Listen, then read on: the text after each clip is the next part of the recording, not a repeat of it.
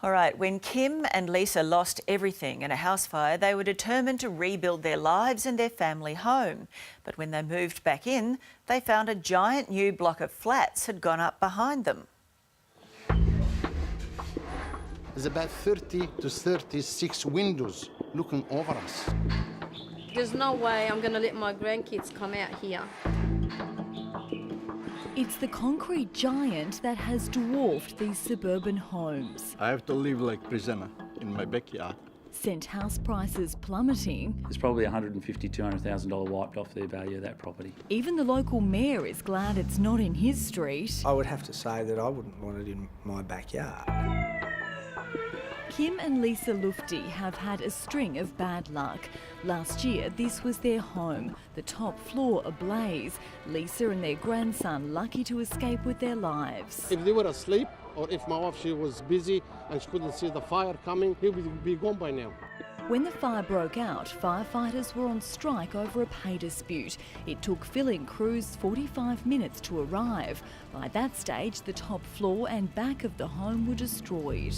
It was devastating with the fire.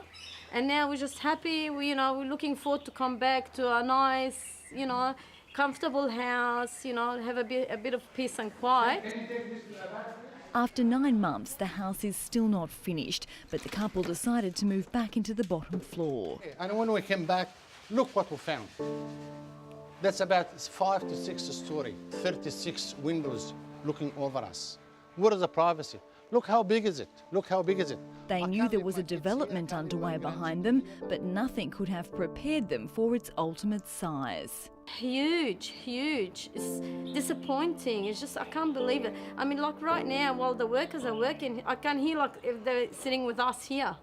So you can imagine people living there with the kids, the noise.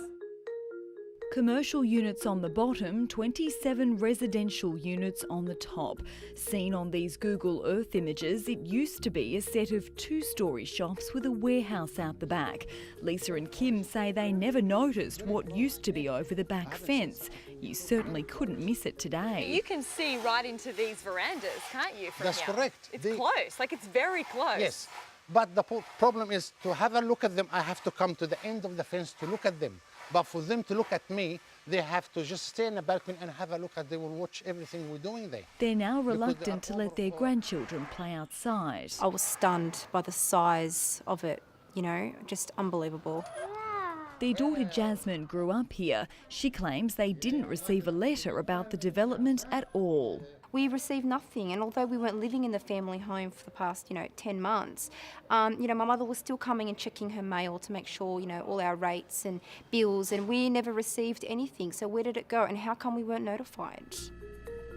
They say if they knew it was going to be this big, they would have lodged an objection. It's a similar story 2 doors down. Did you receive any warning that that was going up? No. Vince Daleski is worried how many eyes will soon be watching him tend to his much-loved veggie patch. Should be not here. That much high building on my backyard. I've lived 40 years here.